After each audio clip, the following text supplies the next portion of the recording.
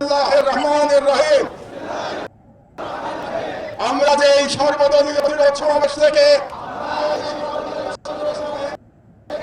সৃষ্টিকর্তার নামে শপথ করছে জুলাইয়ের গণ আকাঙ্ক্ষার পক্ষে বাংলাদেশের স্বাধীনতা সার্বভৌমত্বের প্রশ্নে আমরা সকল ধর্ম নির্বিশেষে ঐক্যবদ্ধ থাকব। ভারত বাংলাদেশের বিরুদ্ধে অঘোষিত যুদ্ধ ঘোষণা করেছে। সুপ্রিয় দর্শক, বাংলাদেশের অন্যতম বিগ কালপ্রিট, দেশ ধ্বংসকারী জঙ্গি নেতা মাহমুদুর রহমান, আপনারা যাকে ভাবতেন মজলুম সাংবাদিক, যাকে ভাবতেন দুর্নীতির বিরুদ্ধে এক আপোষহীন কণ্ঠস্বর, যাকে দেখে দেশের একদল মানুষ মনে করত আহা, লোকটি কত কষ্টই না করছে সত্যের জন্য, আজ তার সেই পবিত্র মুখোশটা আমি টেনে ছিঁড়ে খুলে ফেলব। বন্ধুরা, আমার দেশ পত্রিকার সম্পাদক মাহমুদুর রহমান নিজেকে সবসময় ত্যাগের প্রতীক হিসাবে উপস্থাপন করছেন, কিন্তু মুদ্রার পিঠে যে উল্টা দিকে যে কতটা ভয়ঙ্কর, কতটা নোংরা, তা ভাবলে আপনার গায়ের শিরবশম দাঁড়িয়ে যাবে। সম্প্রতি চাঞ্চল্যকর তথ্য বেরিয়েছে, যে ব্যক্তি নিজেকে বেকার দাবি করে দেশ ছেড়েছিলেন, যে ব্যক্তি তুরস্কে গিয়ে গড়ে তুলেছেন হাজার কোটি টাকার সাম্রাজ্য, 12 কোটি টাকা খরচ করে নিজে কিনেছেন তুরস্কের নাগরিকত্ব, প্রশ্ন হচ্ছে টাকা এলো কোত্থেকে? তিনি কি সাংবাদিকতা করতেন নাকি আলাউদ্দিনের চেরাগ পেয়েছিলেন? আজকের ভিডিওতে আমি প্রতিটি পয়েন্ট ধরে ধরে সত্যবাদী যুধিষ্ঠির দুর্নীতির ময়না তদন্ত করব। তৈরি থাকুন, সত্যটা খুব তেতো হতে যাচ্ছে। আমরা ওর আরো কিছু বক্তব্য একটু আপনাদের কাছে দেখিয়ে নিই, তারপরে আমরা যাচ্ছি বিশ্লেষণে। প্রথম কথা হচ্ছে, যে কোনো আন্তর্জাতিক আইনে ভারত দেখেন, ওর কাজই হচ্ছে বাংলাদেশে জঙ্গিবাদের আস্ফালন করা, উৎপাদন করা এবং বাংলাদেশে ভারত বিরোধী ন্যারেটিভকে জাগ্রত করা, এবং এর মাধ্যমে এই যে 5ই আগস্ট থেকে বাংলাদেশে যে ধ্বংসযজ্ঞ, সমস্ত ধ্বংসযজ্ঞের পিছনের অন্যতম মূল কারিগর, মূল নায়ক হচ্ছে এই মাহমুদুর রহমান, এবং তাকে অন্যতম আরেকজন মাস্টার মাইন্ড বলা হয়। এবং হাদি হত্যাকাণ্ডের, আপনাকে একটা বলে রাখি, আমি এর আগেও বলেছি যে হাদি হত্যাকাণ্ডের অন্যতম মাস্টার মাইন্ড হচ্ছে মাহমুদুর রহমান। এই হাদিকে সে গড়ে তুলেছে, তার প্যাট্রোনাইজে হাদি বড় হয়েছে, তার প্যাট্রোনাইজে হাদি ইনকলাব মঞ্চ বা ইনকলাব সেন্টার করেছে, এবং Inqilab centre 32 square feet Bangla মোটরের মতো জায়গায় একটা জায়গা নিয়ে করা, মানে কয়েক কোটি টাকার ব্যাপার। এই টাকা এই হাদি কোত্থেকে পেয়েছিল, এই হাদিকে কে দিয়েছে, এই সমস্ত পিছনেই রয়েছে এই মাহমুদুর রহমানদের গ্যাংদের মূল কাজ। আমরা ওর বক্তব্য একটু শুনি। বাংলাদেশের বিরুদ্ধে ইতিমধ্যে যুদ্ধ ঘোষণা করেছে।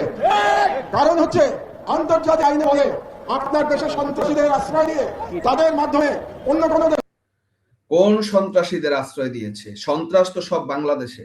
বাংলাদেশের প্রতিটি মানুষ জানে যে 5ই আগস্টের পর থেকে বাংলাদেশ হচ্ছে সন্ত্রাসের অভয়ারণ্য। মানুষের জীবনের নিরাপত্তা নাই, মানুষের জীবনের কোনো মৌলিক চাহিদা পূরণের জায়গা নেই, মানুষের অর্থনৈতিক ব্যবস্থা নেই, সমস্ত দিক থেকে এমন কোনো দিক নেই যেখানে মানুষ শান্তিতে বসবাস করছে। এবং সমস্ত কিছুর দায় দায়িত্বের পিছনে অন্যতম একজন মেটিকুলাস এই পিচাসি ইউনূসের সহচর হচ্ছে এই মাহমুদুর রহমান। দর্শক, আমরা যে রিপোর্টটা আপনাদেরকে একটু দেখাতে চাই, সেই রিপোর্টটা আমি একটু দেখাই আপনাদেরকে যে কি ঘটনা ঘটেছে। আজকের কণ্ঠ, তুরস্কের নাগরিকত্ব বিপুল সম্পদ, কথিত মজলুম সাংবাদিকের মুখোশ উন্মোচন। এখানে কিন্তু বলা হয়েছে নাগরিকত্ব প্রায় 12 কোটি, তুরস্কের নাগরিকত্ব পেতে বাংলাদেশি টাকায় 12 কোটি টাকার ব্যয় অভিযোগ, হাজার কোটি টাকার সম্পদ, তুরস্কের নিজের বাড়ি কেনা সহ মাহমুদুর রহমানের রয়েছে হাজার কোটি টাকার সম্পদ। আয়ের উৎস নিয়ে ধোঁয়াশা, 2018 থেকে 2024 সাল পর্যন্ত বিদেশে কোনো দৃশ্যমান চাকরি না করেও বিপুল অর্থের মালিক। নিজস্ব প্রতিবেদক কি বলছে, নিজেকে সবসময় মজলুম সাংবাদিক এবং দুর্নীতির বিরুদ্ধে সোচ্চার কণ্ঠস্বর হিসেবে দাবি করা আশা। আমরা এই যে রিপোর্টটা রয়েছে এটার সাথে মিলিয়ে ওর যে চরিত্র, টোটাল চরিত্রটাকে আমরা আপনাদের সামনে তুলে ধরার চেষ্টা করব আজকের এই বিশ্লেষণের মাধ্যমে।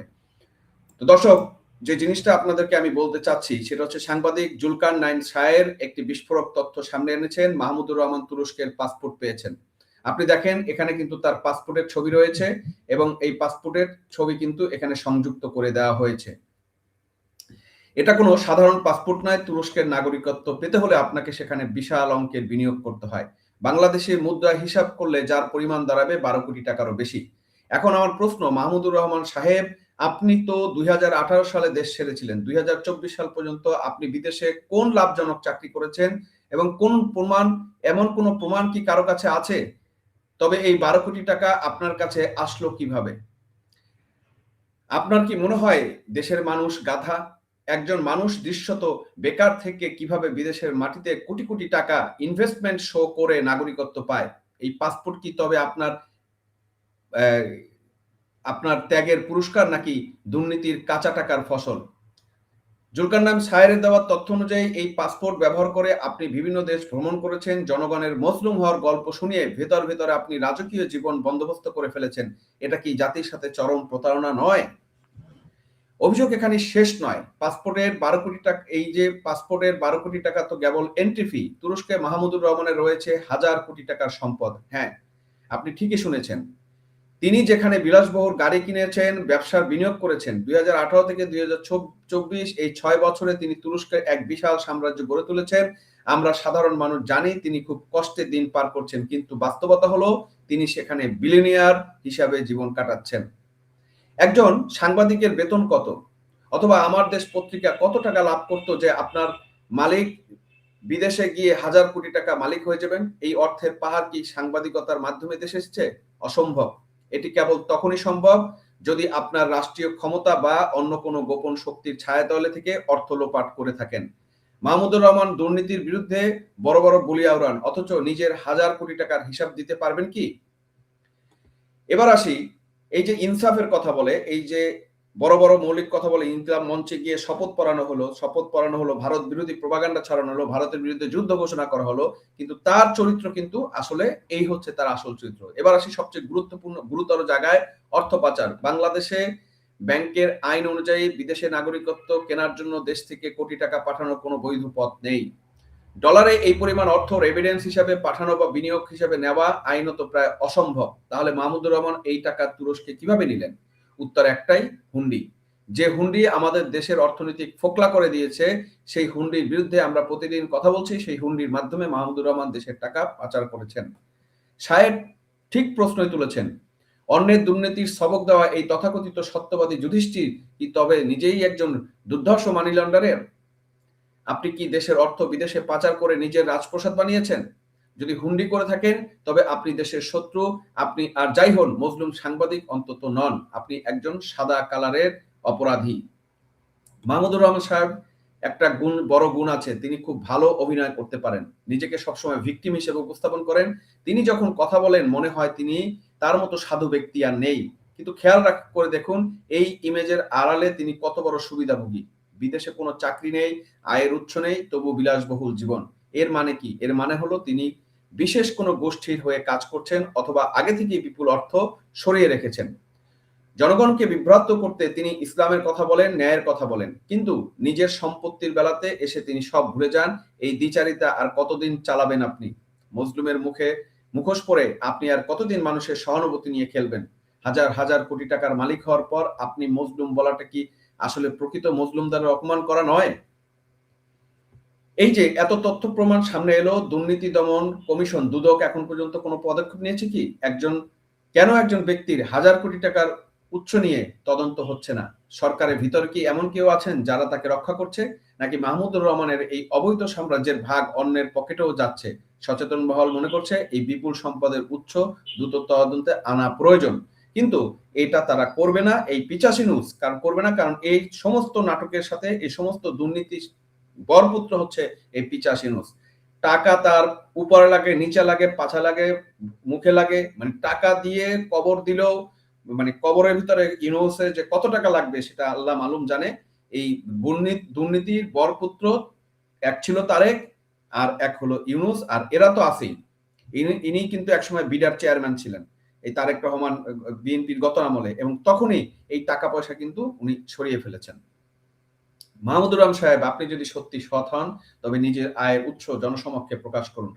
দেখান যে আপনি হুন্ডি করেননি, দেখান যে 12 কোটি টাকা আপনি হালাল পথে আয় করেছেন, কিন্তু আপনারা তো করবেন না, কারণ আপনি জানেন একবার তদন্ত শুরু হলে আপনার তাসের ঘর ধসে পড়বে। বন্ধুরা, সময় এসেছে চোখ খোলার। আমাদের চারপাশটা এমন সব ভণ্ড দিয়ে ভরা যারা ধর্মের দোহাই দিয়ে, সত্যের দোহাই দিয়ে নিজেদের আখের গুছিয়ে নেয়। মাহমুদুর রহমান তার একটা বড় উদাহরণ, এবং আপনারা এই 5 আগস্টের পরে এই সমন্বয়ক নামক কুলাঙ্গার যেগুলো দেখেছেন প্রত্যেকে কিন্তু সেম। এই যে হান্নান মাসুদ, টিনের ঘর ছিল, হ্যাঁ, সার্জিস আলম, তাদের কি ছিল, সবাই কিন্তু এখন বড় বিল্ডিং ঘর বাড়ির মালিক। আজকে 16 মাসের ভিতরে তারা কোটি কোটি কোটি কোটি টাকার মালিক হয়েছে। এরা ধর্মের আড়ালে, ইনসাফের আড়ালে, ভারত বিরোধিতার আড়ালে বাংলাদেশকে লুটে খোবলা করে দিচ্ছে। হাজার কোটি টাকার সাম্রাজ্য তুরস্কে বানিয়ে তিনি এখন দেশে এসে বড় বড় নীতি কথা বলছেন। এই জাতির সাথে একটা বিশাল তামাশা নিয়ে উনি খেলছেন। যে মানুষ হুন্ডি করে দেশের টাকা পাচার করে তার মুখে সত্যার বুলি মানায় না। আমরা হাদি হত্যার বিচার চাই, যেমন সত্য তেমনি মাহমুদুর রহমানের অর্থ পাচারকারীদের মুখোশ উন্মোচন করা জরুরি। দর্শক, আপনারা কি চান এমন কোন মানুষ আবার সমাজে জ্ঞান দিক যে এইরকম দুর্নীতির সাথে বা এরকম তার রহস্যময় এবং টাকার সন্ধান, এবং সে অন্য দেশের একটা নাগরিকত্ব টাকা দিয়ে কিনে, এমন লোককে আমাদের দেশে দেশপ্রেমিক কি বলা যাবে? কমেন্টে আপনার ক্ষোভের কথা জানান, ভিডিওটি শেয়ার করুন যাতে প্রতিটি মানুষের কাছে জানতে পারে মজলুম সাংবাদিকদের আড়ালে কি রূপ তার, এবং এই মাহমুদুর রহমানের যে চরিত্র, এই চরিত্রগুলো উন্মোচন করে দিন। মাহমুদুর রহমানের চরিত্র শুধু এটা না, প্রত্যেকটা ঘটনাতে বাংলাদেশের জঙ্গিবাদের যেখানে যেখানে যেখানে যেখানে জঙ্গিবাদ আছে, প্রত্যেকটা জঙ্গিবাদের উত্থানের পিছনে এই মাহমুদুর রহমান। এবং এখন যে বিপ্লবী সরকার ঘটনার যে পিছনে যে নাটক, এই যে শাহবাগে যে ইনকিলাব মঞ্চে যে আন্দোলন চলছে, এগুলো সবকিছু মাহমুদুর রহমানের ব্রেন চাইল্ড এবং মাস্টার মাইন্ড, এবং তার মাধ্যমে এই ইউনূসকে দীর্ঘদিন ক্ষমতা রাখার জন্য, এবং তার উদ্দেশ্য হচ্ছে ইউনূসকে রাষ্ট্রপতি করবে এবং সে প্রধানমন্ত্রী হবে এবং বাংলাদেশটাকে লুটে পুটে খাওয়ার চরম পর্যায়ে নিয়ে যাবে। এটাই তাদের মূল উদ্দেশ্য। ধন্যবাদ দর্শক, আজ এ পর্যন্তই। মিথ্যার বিনাশ হবে, সত্যের জয় হবে। আল্লাহ হাফেজ, দেখা হবে পরবর্তী ভিডিওতে আপনাদের সাথে আবার।